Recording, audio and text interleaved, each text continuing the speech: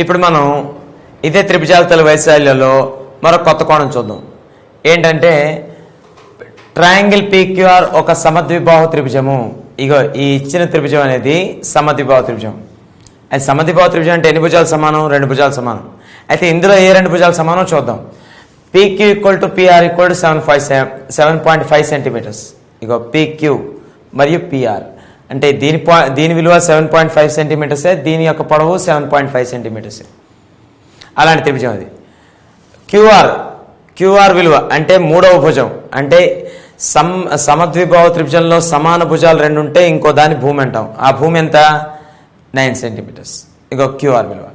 అలాగే P నుంచి QR పైకి గీయబడిన ఎత్తు PS. ఇగో చూడండి, QR పైకి P నుండి గీయబడిన ఎత్తు PS. దాని విలువ ఎంత? 6 సెంటీమీటర్లు. అయినా ఫస్ట్ కనుక్కోవాల్సిన ఏంటి? త్రిభుజ వైశాల్యం అంటే ట్రయాంగిల్ PQR వైశాల్యం. సరే, మొట్టమొదటి చూద్దాం.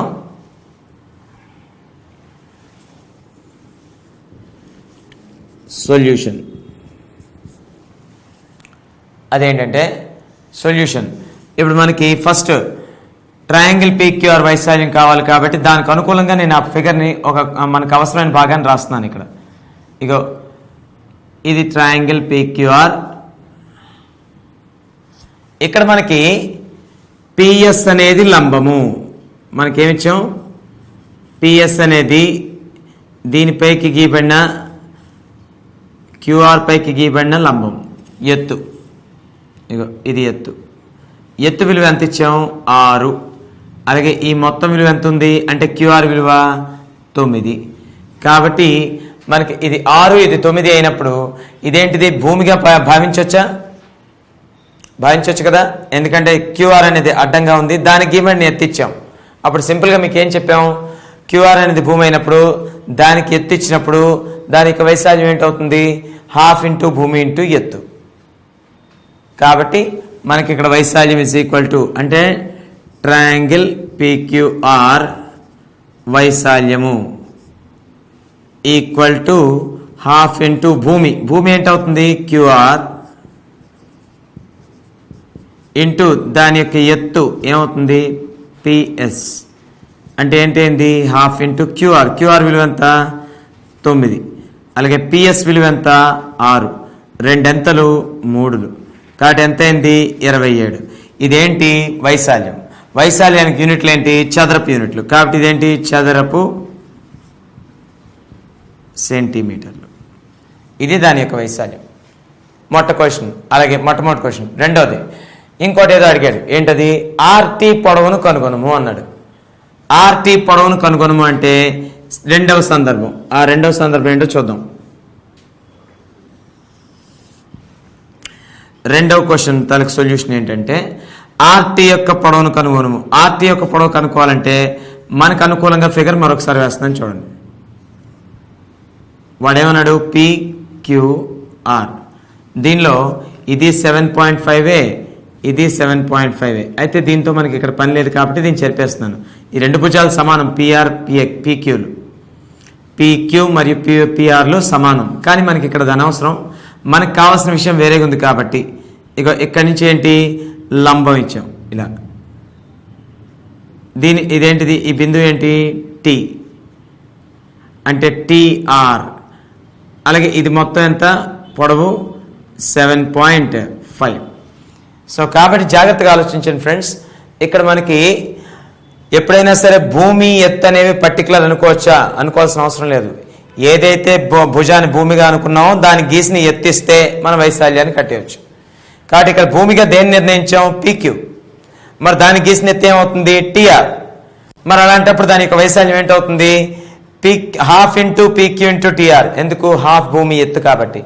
కాబట్టి ఈ సందర్భంలో త్రిభుజం PQR యొక్క వైశాల్యం ఏంటి? ఆ వైశాల్యం అంటే ఇక్కడ భూమి ఏంటవుతున్నది? PQ. అలాగే ఎత్తు అనేది ఏమవుతుంది? TR. కాబట్టి దాని యొక్క వైశాల్యం అంటే ట్రయాంగిల్ PQR యొక్క వైశాల్యం = భూమి ఏంటి? 1/2 ఇంటూ భూమి ఏంటి?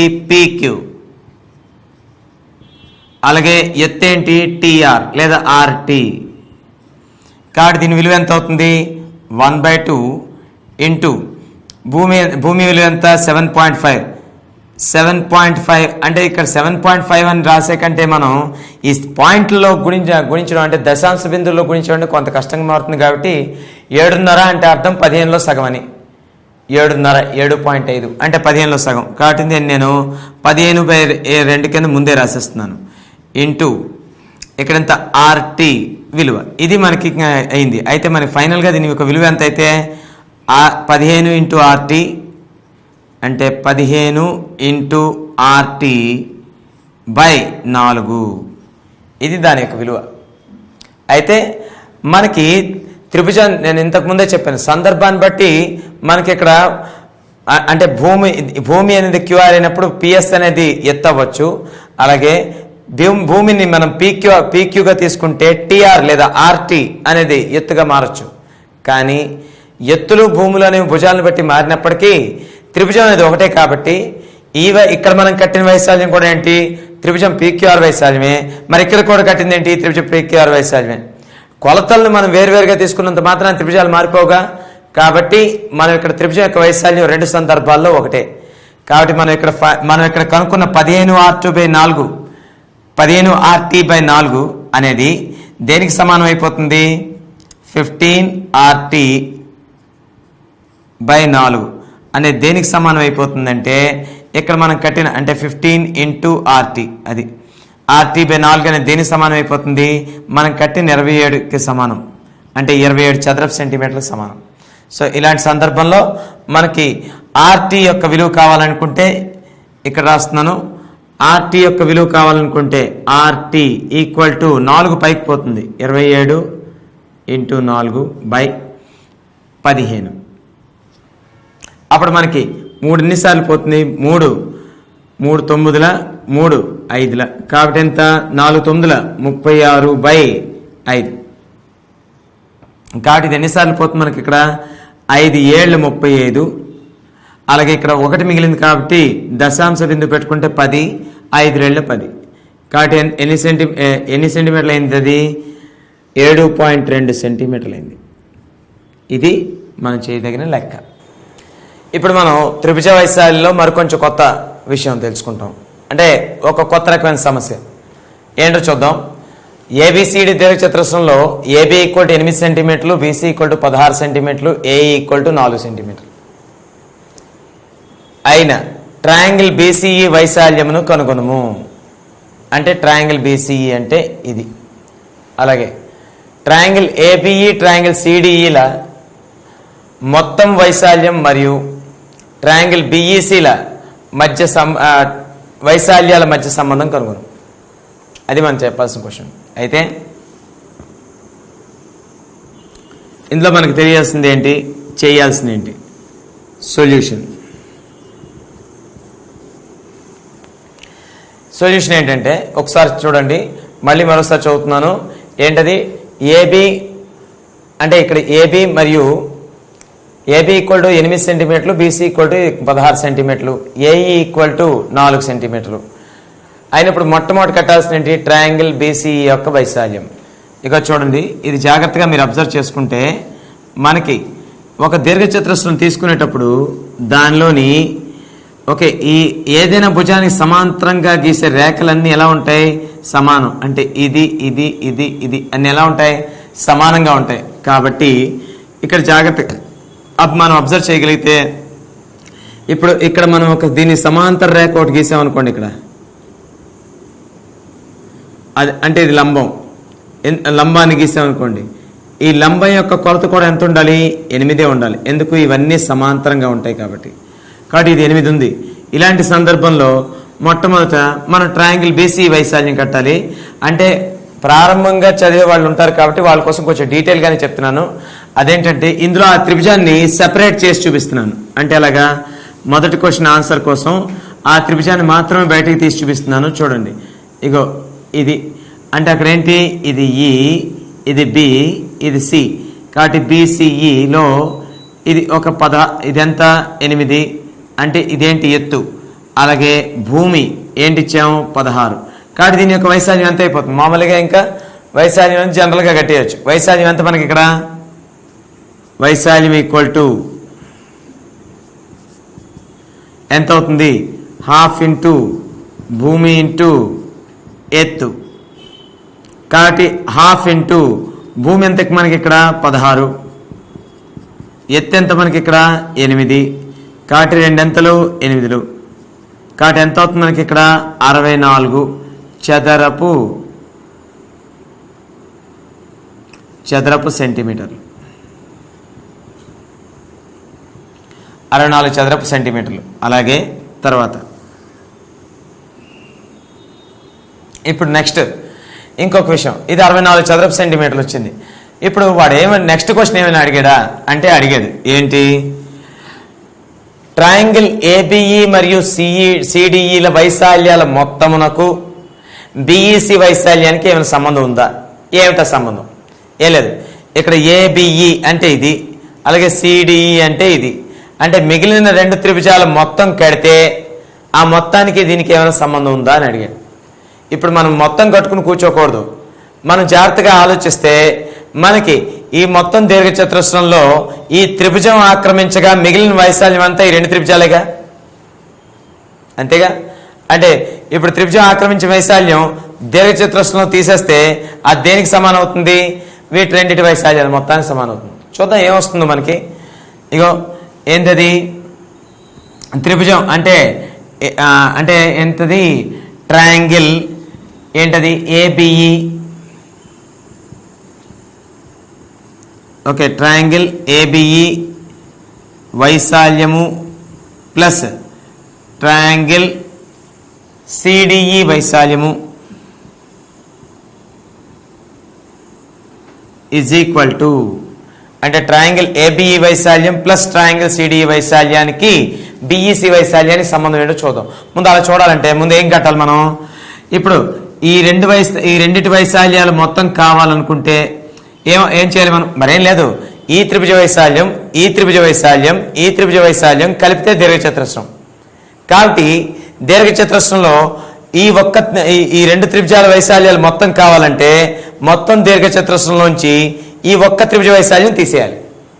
కాబట్టి మనకి ఇక్కడ దీర్ఘచతురస్ర వైశాల్యం మైనస్ అంటే ఈ 2 వైశాల్యాలు మొత్తం ఈజ్ ఈక్వల్ టు దీర్ఘచతురస్రం ఏబిసిడి వైశాల్యం మైనస్ దాంట్లోంచి ఏంటి తీసివేయాలి? మనకు తెలిసిన త్రిభుజ వైశాల్యం తీసివేయాలి. మనకు తెలిసిన త్రిభుజ వైశాల్యం ఎంత అంటే ట్రయాంగిల్ ఏంటది? బిసిఈ లేదా బిఈసియా, బిసిఈ వైశాల్యం. అంటే మళ్ళీ మరొకసారి చెప్తున్నాను, మనకి ఈ 3 త్రిభుజాల వైశాల్యాలు కలిపితే అంటే యువతల ఏబిఈ అలాగే బిసిఈ అలాగే సిడిఈ 3 వైశాల్యాలు మొత్తం దీర్ఘచతురస్ర వైశాల్యానికి సమానం. కాబట్టి దీర్ఘచతురస్ర వైశాల్యంలోంచి ఈ బిసిఈ వైశాల్యాన్ని తీసివేస్తే ఏబిఈ మరియు సిడిఈ వైశాల్యాలు మొత్తం వస్తుంది. కాబట్టి మనకి ఇక్కడ ఏంటి? దీర్ఘచతురస్ర వైశాల్యం ఎంత అంటే దాని పొడవు ఇంటి వెడల్పు. పొడవు ఎంత మనకి? 16. అలాగే వెడల్పు ఎంత? 8 మైనస్. అలాగే ఇప్పుడు దీనికి ట్రయాంగిల్ బిసిఈ వైశాల్యం మనకి ఎంత వచ్చింది? ఆల్రెడీ ఇక్కడ కట్టేసాం. ఎంత? 64. ఒకసారి జాగ్రత్తగా చూడండి. ఇది 16 ఎంత? 128 మైనస్ ఇది ఎంత? 64. 128 నుంచి 64 తీస్తే ఎంత? 64. ఇక్కడ క్లియర్ తెలిసిపోతుంది ఏంటంటే 64 చదరపు సెంటీమీటర్లు. ఇక్కడ మనకు క్లియర్గా అబ్జర్వ్ చేస్తుంది ఏంటంటే ఆల్రెడీ ట్రయాంగిల్ బిఈసి వైశాల్యం ఎంత ఉంది? అదే ఉంది. ఎంత? అదే 64 చదరపు సెంటీమీటర్లు వచ్చింది. మరి అదే ట్రయాంగిల్, ఈ 2 ట్రయాంగిల్ అంటే త్రిభుజం ఏబిఈ మరియు త్రిభుజం సిడిఈ వైశాల్యాలు మొత్తం కూడా ఎంత వచ్చింది? 64 వచ్చింది. కాబట్టి ఈ 2 వైశాల్యాల మొత్తానికి అంటే ఈ 2 వైశాల్యాల మొత్తానికి ఈ త్రిభుజ వైశాల్యానికి సంబంధం ఏంటంటే మరేం లేదు, మనకి ఇక్కడ ఈ ట్రయాంగిల్ బిఈసి యొక్క వైశాల్యం ట్రయాంగిల్ ఏబిఈ మరియు సిడిఈ వైశాల్యాల మొత్తానికి సమానము. ఎందుకంటే ఈ 2 మొత్తం ఎంత వచ్చింది? 64. దీని వైశాల్యం కూడా 64. కాబట్టి మనకి ఫైనల్గా ఏం చేసుకోవచ్చు? ట్రయాంగిల్ ఏబిఈ వైశాల్యం ప్లస్ ట్రయాంగిల్ సిడిఈ వైశాల్యం ఈజ్ ఈక్వల్ టు మనకేంటవుతున్నది ట్రయాంగిల్ బిఈసి వైశాల్యం లేదా బిఈసి లేదా బీసీఈ ట్రయాంగిల్ బిఈసి వైశాల్యం అంటే వాడు అడిగిన ప్రశ్నకి మనం చెప్పే ఆన్సర్ ఏంటంటే కొంచెం నాన్ మ్యాథ్స్ అభ్యర్థులు ఇక్కడ కన్ఫ్యూజ్ అవ్వచ్చు కాబట్టి ఒక్కసారి చెప్తున్నాను చూడండి. ఏంటంటే ఏబిసిడి దీర్ఘచతురస్రంలో ఏబి బీసీల కొలతలు ఇచ్చాడు, ఏఈ కొలతలు ఇచ్చాడు, అలాగే రకరకాల కొలతలన్నీ ఇచ్చాడు. జాగ్రత్తగా చూడండి. ఇందులో చాలా సింపుల్గా మనం అర్థం చేసుకోవాల్సిన విషయం ఏంటంటే మన ఇక్కడ ఈ లెక్కని కష్టంగానే చేయొచ్చు, సింపుల్గానే చేయొచ్చు. కష్టంగా ఎలా వస్తుంది, సింపుల్గా ఎలా వస్తుంది అంటే ఒక్కొక్క దాని వైశాల్యాలు కట్టుకోవడం అది కష్టం. ఇక్కడ సింపుల్గా నేనే విధంగా ఆలోచించానంటే మొదట ట్రయాంగిల్ బీసీఈ వైశాల్యం కావాలి. ట్రయాంగిల్ బీసీఈ లేదా బిఈసి ఏదన్నా పర్వాలేదు. ఇప్పుడు దీనికి సమాంతరంగా ఇక్కడ ర్యాక్ గీసాం. ఇక్కడ నుంచి ఇక్కడ గీస్తే దీని ఎత్తు అంటే ఎత్తు గీస్తే ఎంత వచ్చింది, అది 8 ఉంటుంది. ఎందుకంటే ఇక్కడ ఏ రేఖలు గీసినా అవి 8 ఉంటాయి. కాబట్టి ఈ త్రిభుజాన్ని సెపరేట్ చేసి చూస్తే ఇక్కడ ఉంది ఇలాగా. అంటే దీని యొక్క ఎత్తు 8, భూమి 16. అప్పుడు ఈ త్రిభుజం యొక్క వైశాల్యం బిఈసి యొక్క వైశాల్యం ఎంత అవుతుంది, 12 ఇంటూ 16 ఇంటూ 8 కాబట్టి 64 చదరపు సెంటీమీటర్లు. అది మనకు వచ్చేసింది. పక్కనేటండి. ఇప్పుడు రెండో క్వశ్చనే కొంచెం కన్ఫ్యూజ్గా ఉండే అవకాశాలు ఉంటాయి.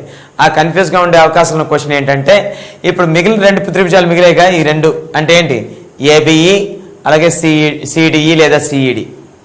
ఆ రెండిటి వైశాల్యాల మొత్తానికి ఈ త్రిభుజ వైశాల్యానికి సంబంధం ఏంటి? ఆ సంబంధం ఏంటంటే మనకి ఇప్పుడు ఈ రెండిటి వైశాల్యాలు మొత్తం కావాలంటే మొత్తం దీర్ఘచతురస్ర వైశాల్యం నుండి త్రిభుజ వైశాల్యాన్ని తీసివేస్తే సరిపోయిందిగా. రెండిటి మొత్తం వచ్చేస్తుందా లేదా? ఎందుకు 3 త్రిభుజాల వైశాల్యాలు మొత్తం దీర్ఘచతురస్రం కాబట్టి మొత్తం దీర్ఘచతురస్ర వైశాల్యంలోంచి ఈ ఒక్క త్రిభుజ వైశాల్యాన్ని తీసివేస్తే ఇక్కడ మిగిలిన 2 ఏమవుతాయి, మిగిలిన రెండింటి మొత్తం వస్తుంది. కాబట్టి మిగిలిన రెండింటి మొత్తం వైశాల్యాలు మొత్తం అంటే ఏబిఈ వైశాల్యం ప్లస్ సిడిఈ వైశాల్యం ఈక్వల్ టు మనకేమవుతుంది, దీర్ఘచతురస్ర వైశాల్యం మనకి కావాల్సిన రెండింటి మొత్తం ఈజ్ ఈక్వల్ టు మొత్తం దీర్ఘచతురస్ర వైశాల్యంలోంచి బీసీ వైశాల్యం తీసివేయడం. మళ్ళీ చెప్తున్నాను, ఇక్కడ ఏబిఈ వైశాల్యం సిడిఈ వైశాల్యాల మొత్తం ఈజ్ ఈక్వల్ టు దీర్ఘచతురస్రం మైనస్ బిఈసి వైశాల్యం. కాబట్టి బిఈసి వైశాల్యం చేసేస్తే బిఈసి వైశాల్యం మనకు ఆల్రెడీ ఎంత వచ్చింది, 64 వచ్చింది. దీర్ఘచతురస్ర వైశాల్యం పొడవు ఇంటూ వెడల్పు 18 ఇంటూ 16 ఇంటూ 8 కాబట్టి ఎంత అయింది, 128 నుంచి 64 పోతే 64. అయితే ఇక్కడ గమ్మత్తు ఏంటంటే ఇందాక మనకి బిఈసి వైశాల్యం కూడా 64 వచ్చింది. మరి ఇక్కడ ఈ రెండింటి వైశాల్యాలు మొత్తం కూడా ఎంత వచ్చింది, 64 వచ్చింది.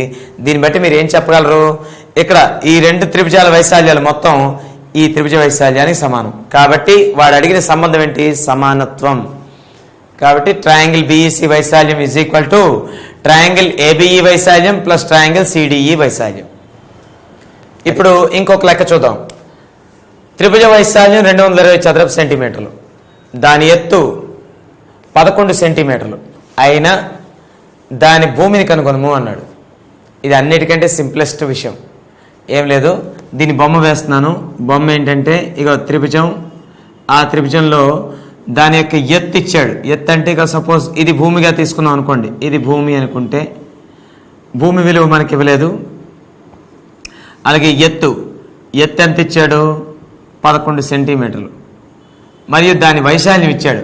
వైశాల్యం ముందు అసలు భూమి ఎత్తు తెలిసినప్పుడు సొల్యూషన్ ఏంటంటే భూమి అంటే మనకి ఇక్కడ ఎత్తు అంటే భూమి ఎత్తులు ఇచ్చినప్పుడు దాని వైశాల్యం ఎంత అవుతుంది, వైశాల్యం ఈజ్ ఈక్వల్ టు 1/2 ఇంటూ భూమి బి ఇంటూ ఎత్తు 11 అంటే ఎంత, 11b/2 చదరపు సెంటీమీటర్లు.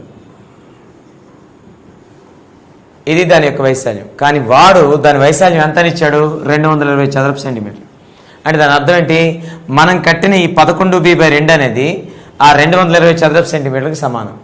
కాబట్టి వాటిని సమానం చేయగా 11b/2 ఈక్వల్ ఎంత, 220. ఇప్పుడు బి విలువను కట్టాలి కాబట్టి బి ఈక్వల్ ఎంత, 220 ఇంటూ 2/11. 11 ఎన్నిసార్లు పోతుంది, 11 20 సార్లు పోతుంది. ఇక్కడ 11 2 22 కదా, అంటే పక్కన 0 అంటే 22 ఎంత, 40. కాబట్టి 40 సెంటీమీటర్లు. చాలా సింపుల్ ప్రాబ్లం కదా. ఏంటిది, మనకు వాడు అంటే ఒక త్రిభుజం యొక్క వైశాల్యం ఇచ్చేసాడు, దాని యొక్క ఎత్తు ఇచ్చాడు, భూమిని కట్టమన్నాడు. అప్పుడు ఏం చేస్తాం, ఇగో భూమి ఎత్తు ఇచ్చినప్పుడు దాని వైశాల్యం ½ ఇంటూ భూమి ఇంటూ ఎత్తు వల్ల ½ ఇంటూ బి ఇంటూ 11 అంటే 11b/2 చదరపు సెంటీమీటర్లు మనకు వచ్చింది.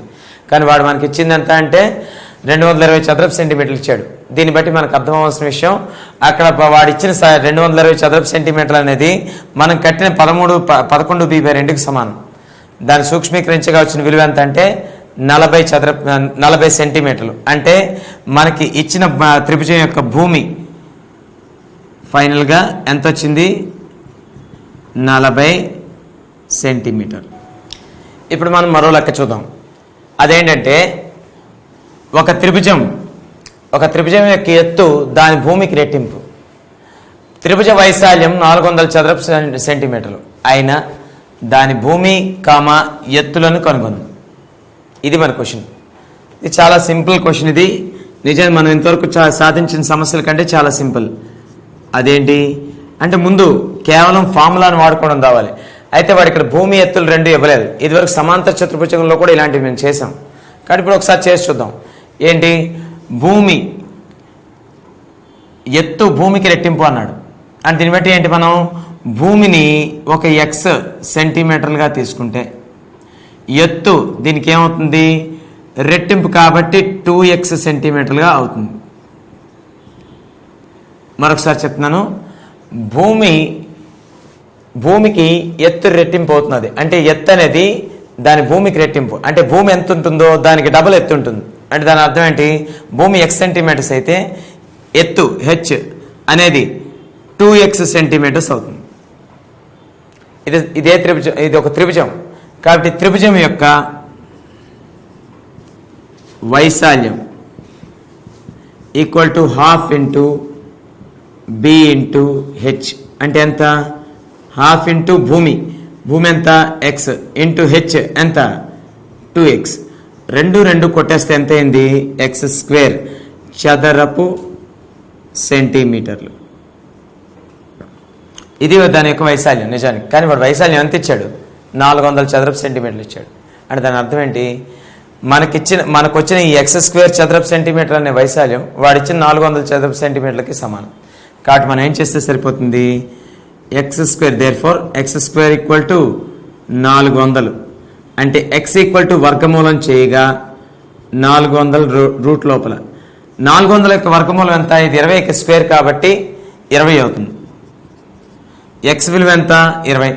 అయితే మనం ఇక్కడ x అంటే ఏమని అనుకున్నాం, ఇక్కడ భూమి అనుకున్నాం. కాబట్టి భూమి యొక్క విలువ మనకి ఎంత వచ్చినట్టు, 20 సెంటీమీటర్లు వచ్చినట్టు.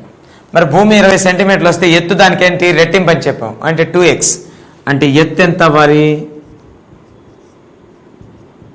2 ఇంటూ 20 అంటే ఎంత, 40 సెంటీమీటర్. ఈ లెక్క చాలా సింపుల్గా ఉంది కదా.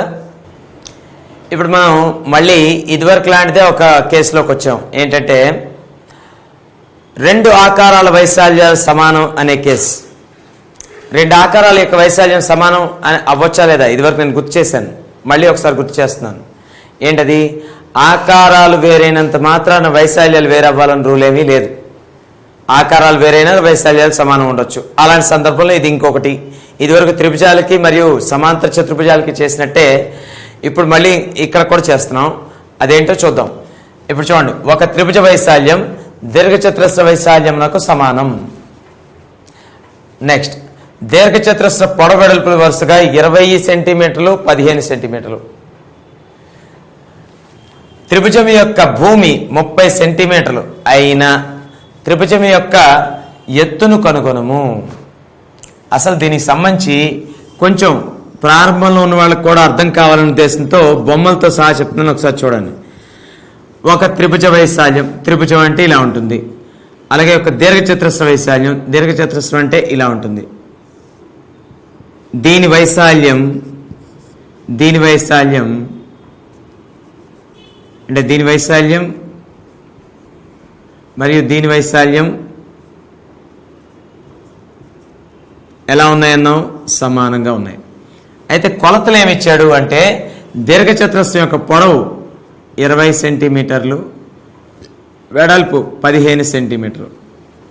అలాగే త్రిభుజం యొక్క భూమి ఎంత ఇచ్చాడు? 30 సెంటీమీటర్లు. భూమి అంటే ఏమవుతుంది? ఇగో ఇది ఏదైనా తీసుకోవచ్చు, ఒకదాన్ని నేను తీసుకున్నాను 30 సెంటీమీటర్లు. అయితే దానికి గీయబడిన ఎత్తు ఏమైనా ఇచ్చాడా? ఇవ్వలే. అదే అడిగాడు, ఎత్తు కనుక్కోండి అని అడిగాడు. ఇది మన ప్రశ్న. అయితే మరొకసారి వివరిస్తున్నాను. ఇక్కడ ఇది దీర్ఘచతురస్రం, దాని యొక్క పొడవు 20 సెంటీమీటర్లు, వెడల్పు 15 సెంటీమీటర్లు. అలాగే ఇది యొక్క త్రిభుజం. ఆ త్రిభుజం ఏంటి? దాని యొక్క భూమి 30 సెంటీమీటర్లు, అలాగే దాని యొక్క ఎత్తు ఇవ్వలేదు. కానీ వాడు ఒకటి చెప్పాడు, ఈ రెండిటి యొక్క వైశాల్యాలు ఎలా ఉన్నాయి? సమానంగా ఉన్నాయి. ఈ రెండిటి యొక్క వైశాల్యాలు ఎలా ఉన్నాయి? సమానంగా ఉన్నాయి. మరి ఇలాంటి సందర్భంలో మనకి ఏం చేయాలి? వైశాల్యాలు సమానం చేయడమే. ఏం లేదు, త్రిభుజ వైశాల్యం ఈజ్ ఈక్వల్ టు ఏంటి? దీర్ఘచతురస్ర వైశాల్యం. అదేగా మనం చెప్పింది. కాబట్టి త్రిభుజ వైశాల్యం ఈక్వల్ టు దీర్ఘ చతురస్ర వైశాల్యం. త్రిభుజ వైశాల్యం మనకి ఎంత అవుతుంది? హాఫ్ ఇంటూ భూమి ఇంటూ ఎత్తు. అంటే ఎంత? హాఫ్ ఇంటూ ఇక్కడ భూమి విలువ ఎంత? 30, ఎత్తు విలువ ఎంత? హెచ్. అదే మనం కట్టవలసింది. అలాగే ఇక్కడ వైశాల్యం ఎంత అవుతుంది? 20 ఇంటూ 15. ఎందుకు? పొడవు 20, వెడల్పు ఇది. పొడవు ఇంటూ వెడల్పు దీర్ఘచతురస్ర వైశాల్యం కదా. కాబట్టి అయితే మనకి ఇక్కడ కట్టవలసింది ఏంటి? హెచ్. మనకు తెలుసు, ఒక ఫార్ములాలో లేదా ఒక సూత్రంలో ఏదైనా ఒక చలరాశిని కర్తగా ఎలా మార్చాలి. కాబట్టి హెచ్ని ఎలా కర్తగా మారుస్తాం? మిగతావన్నీ తరలించడం ద్వారా. మిగతావన్నీ రెండో పక్క ఎలా తరలిస్తాం? మామూలే. ఇక్కడ ముందు క్యాన్సిలేషన్ చేసుకోవచ్చుగా. ఏంటవుతుంది? 2 1 2 15. ఇప్పుడు 15 ఇటు గుణిస్తుంది కాబట్టి అటు పోతే ఏమవుతుంది? భాగిస్తుంది. హెచ్ ఈక్వల్ ఎంత అవుతుంది? 20 ఇంటూ 15 బై ఎంత? 15. 15 కొట్టివేస్తే మిగిలేది ఎంత? 20 సెంటీమీటర్లు. కాబట్టి మరొకసారి విషయాన్ని ఎక్స్ప్లెయిన్ చేస్తున్నాను. మనకి ఇక్కడ త్రిభుజం యొక్క భూమి 30 సెంటీమీటర్లు, దాని యొక్క ఎత్తు ఇవ్వలేదు.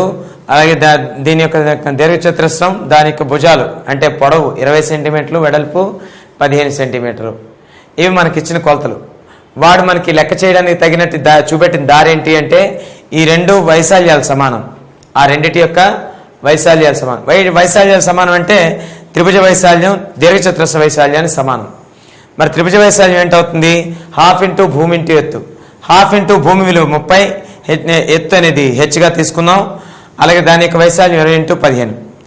ఇక్కడ 2 చేత కొట్టివేస్తే 15, 2 15 30. ఈ 15 ఇక్కడ గుణిస్తున్న కారణంగా అటు పోతే భాగిస్తుంది. కాబట్టి 15 పోగా మిగిలేది హెచ్ ఈక్వల్ ఎంత అవుతుంది? 20 సెంటీమీటర్లు. కాబట్టి వాడు మనకి అడిగిన ఎత్తు, త్రిభుజం యొక్క ఎత్తు విలువ ఎంత? 20 సెంటీమీటర్లు.